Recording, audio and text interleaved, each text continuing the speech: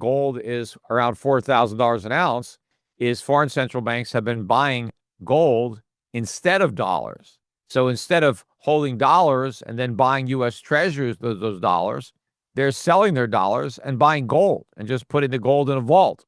And so that makes it more difficult for the U.S. to finance its debt because we have to find somebody to buy it. And we're going to have to pay a higher interest to encourage people to buy it based on the risk of inflation and dollar devaluation. But we can't afford the higher interest rate because the amount of debt that we're financing is so large. So that's why there's going to be a lot of pressure on the Fed to finance it. Gold's surge toward $4,000 an ounce isn't a speculative mania. It's a reflection of profound structural change in the global monetary order. Foreign central banks are quietly replacing U.S. dollars with physical gold, signaling a loss of confidence in Washington's ability to manage its debt and preserve purchasing power. This shift is more than symbolic. It directly threatens America's financial dominance. As foreign buyers step back from U.S. Treasuries, the government faces a dilemma: offer higher yields to attract capital or turn once again to the Federal Reserve to monetize its growing deficits. Either way, inflation becomes the unavoidable cost of maintaining the illusion of stability.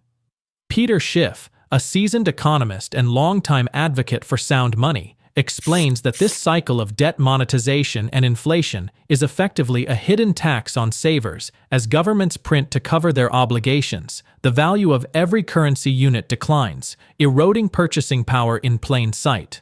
Gold, by contrast, remains outside the system, a store of value that can't be printed, sanctioned, or inflated away. This is why central banks continue to accumulate it, and why individuals should take note before the next significant repricing unfolds. Now, we present the clips from Peter Schiff's interview. Before we continue to discuss this, please subscribe to our channel and activate the bell icon for timely updates. Thank you, and enjoy the video. Now that they're ending quantitative tightening, but I think that's just the first step to the eventual resumption of quantitative easing. And that's, the government, the Federal Reserve just going out there and monetizing government debt, which they're going to do because the government is going to have a difficult time finding buyers for that debt in the private sector. The reason that gold is around $4,000 an ounce is foreign central banks have been buying gold instead of dollars. So instead of holding dollars and then buying U.S. Treasuries, those dollars, they're selling their dollars and buying gold and just putting the gold in a vault. And so that makes it more difficult for the U.S. to finance its debt because we have to find somebody to buy it. And we're going to have to pay a higher interest to encourage people to buy it based on the risk of inflation and dollar devaluation. But we can't afford the higher interest rate because the amount of debt that we're financing is so large. So that's why there's going to be a lot of pressure on the Fed to finance it. But when the Fed finances it, it has to create inflation to do it. And so the trade-off is, yes, the Fed monetizes debt to keep rates lower, but now inflation pushes the price of everything higher. And those higher prices are just a disguised tax, right? Because if the government takes my money, then I can buy less stuff, right? So they take my money in taxes, I got less money, I buy less stuff. But if instead of taking my money, the Fed just prints money and spends it, now prices go up. I got the same amount of money, but I can't buy as much stuff. Now everything costs more. So I'm buying less stuff. So the government has taken my purchasing power either way, right? So inflation is just a hidden tax. And, the government likes it because it's hidden, right? Most people don't connect the dots between rising prices and government spending. And so they don't realize that when they go to the store and they pay higher prices, they're actually paying a tax. They don't get that, which is why the governments like inflation. That's their favorite tax because most people don't realize they're paying it. Well, if we consider then they get mad. They get mad at the business that raised the prices, right? And then the politicians demagogue it. How dare those greedy companies raise prices, right? They're raising prices because the government created the inflation. It's not their greed that's doing it. That process now, the de-dollarization, is ongoing. And yes, inflation is a tax on all holders of dollars, not just Americans, but anybody around the world who is holding on to U.S. currency or a debt instrument that is a promise to pay U.S. currency.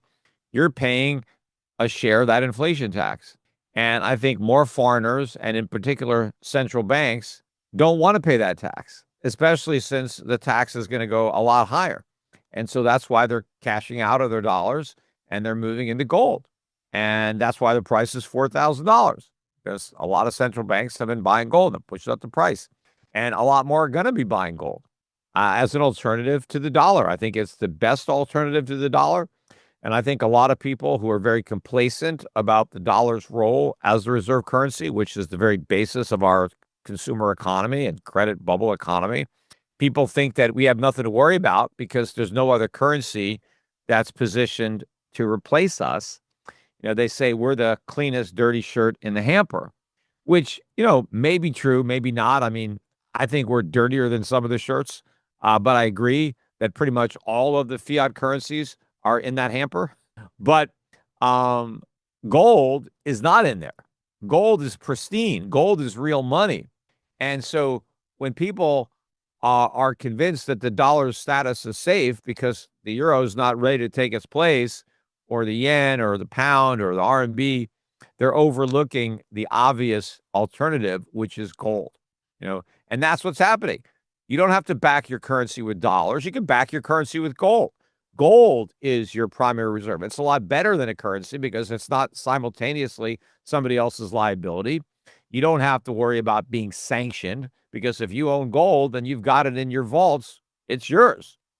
Can't be sanctioned by the United States. And you don't have to worry about money printing.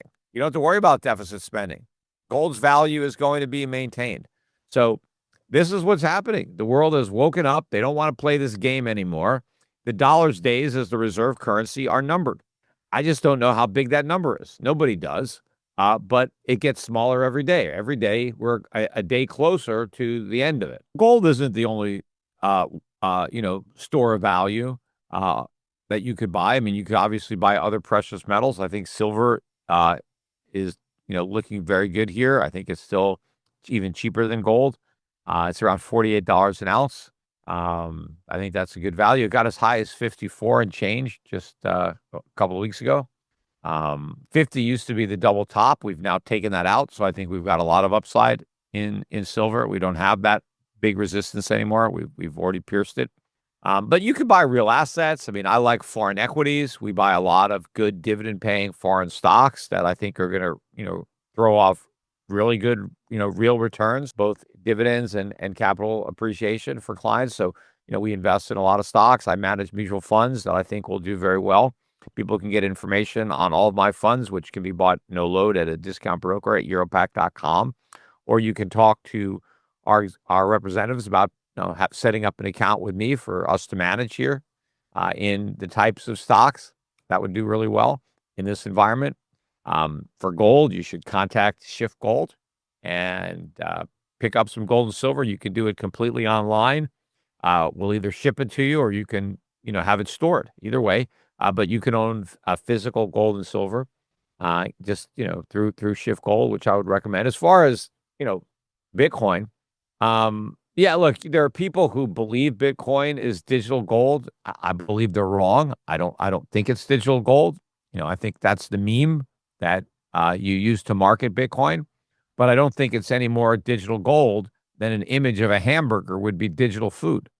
Sure, it may look like real food, but you can't take a bite out of it. You're not going to get any calories. If you have a diet of digital food, you'll eventually starve to death. So it's not going to work. I think Bitcoin is going to implode at some point. Now, it's continued for quite some time, and it's gathered a lot of disciples, a lot of believers in this.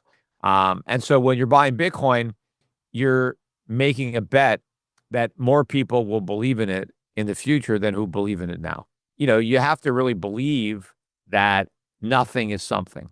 And to the extent that you could believe that, you may buy Bitcoin. And if more people believe it, then more people will buy it. And the people who own it will be able to sell because there'll be new buyers that want in. But, you never know when people are going to wake up or they're going to run out of fools who are willing to buy into the concept. And then eventually the people who are believing, a number of them stop believing. They see the light, they wake up and then they want to sell. But if there's no new buyers, then the whole thing implodes. So I would not buy Bitcoin if your goal is just to have an inflation hedge, to get out of the dollar, to protect yourself. It's more of gambling on group psychology.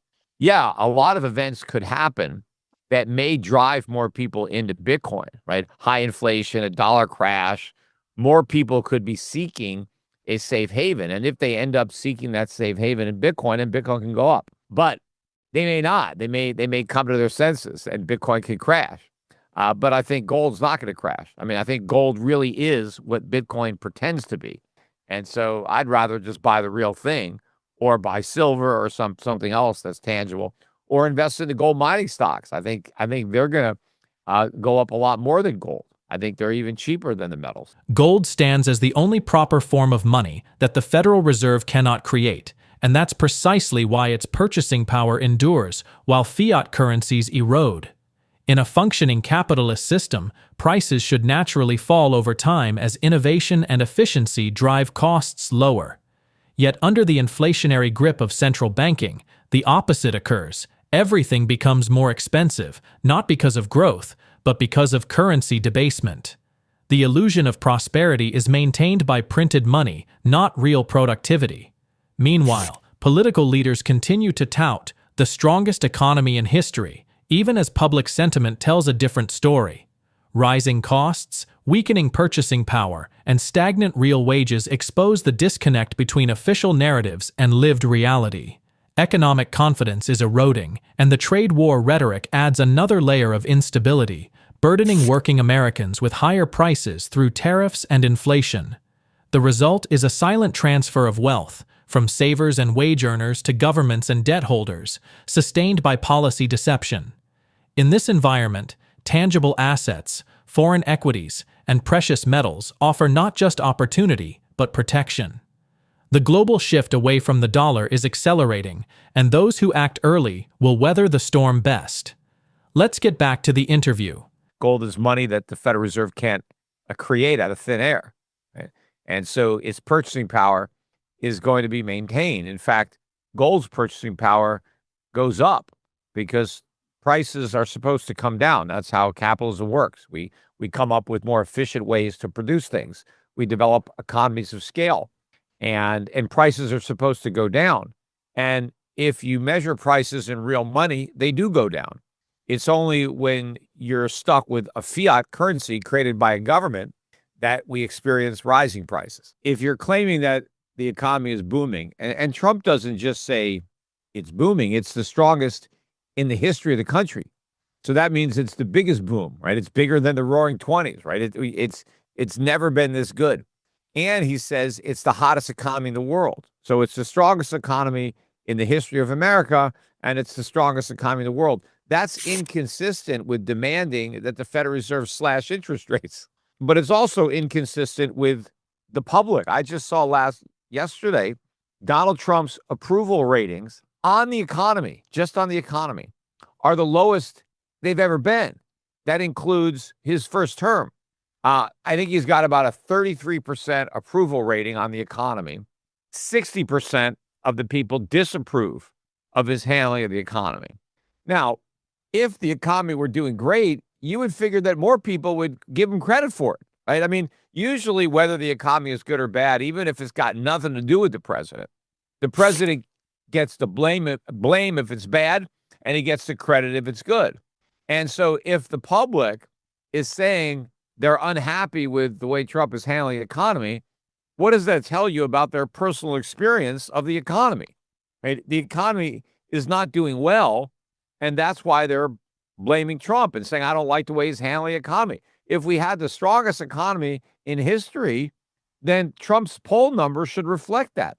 Right? The people should be, overjoyed to be experiencing this massive economic boom, and they should have confidence in Trump because they should be crediting Trump for this boom. After all, Trump says that before he was president a year ago, we had the worst economy in the history of the world. Now we have the greatest economy. And so if there's been such a massive transformation of our economy in such a short period of time, you would think that the voters would be rejoicing and or the people who are being polled, the public, and they would be giving Trump credit for this miraculous, turnaround, going from the worst economy ever to the best economy ever in just a short period of time. I mean, surely he should get credit for that. So it just shows you that it's all BS. And I don't even know if Trump believes it. Most likely he doesn't. When he was running Trump steaks and he told people that the Trump steaks are the greatest steaks in the world, did he believe that? Or was he just trying to sell his steaks? Now he's just trying to sell his presidency. He's trying to get the public to believe that, his presidency is a great success. And so he just hypes everything up. And so people should take what he says with a grain of salt. None of it is real. It appears that Trump and Xi has come to an agreement where some of this will be, not prolonged, but it will be delayed at least. Do you think we dodged a bullet, or do you think the trade war will simply continue?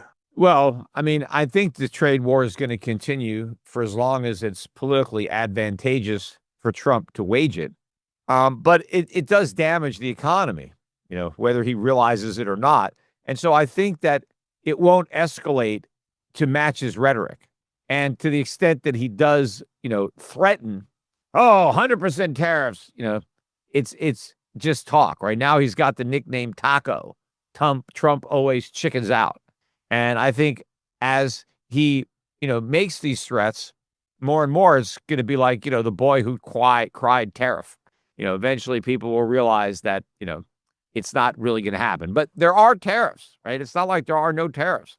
Tariffs are much higher now than they've been in the past. And it's not a good thing. I mean, it will raise revenue for the U.S. government, which the government needs revenue. So I guess that's positive because it somewhat reduces the deficits. And so a little less that we have to borrow because we're collecting it in tariffs.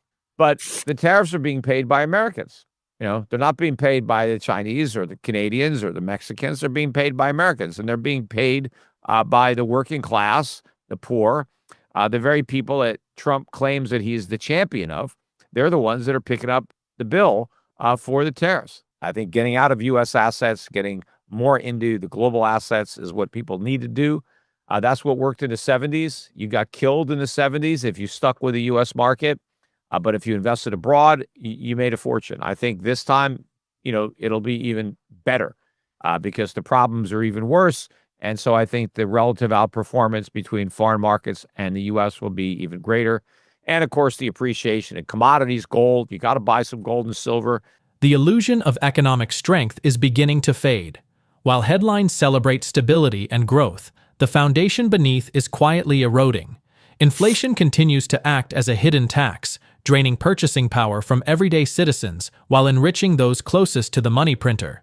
Tariffs, deficits, and policy contradictions only accelerate the unraveling, masking weakness behind short-term political theater. Beneath the surface, confidence in the dollar's endurance is slipping, and the quiet migration toward hard assets is gaining speed. As this cycle matures, those who understand real value are positioning themselves ahead of the crowd, in assets that can't be devalued by decree or printed into oblivion. Gold and silver remain the anchors of truth in a system drowning in excess and denial. The next phase won't reward those who react, only those who are already prepared. Share your thoughts on his analysis in the comment section below. If you find this video informative, please support and turn on notifications to stay informed about our latest videos. See you in the following video. Thanks for watching.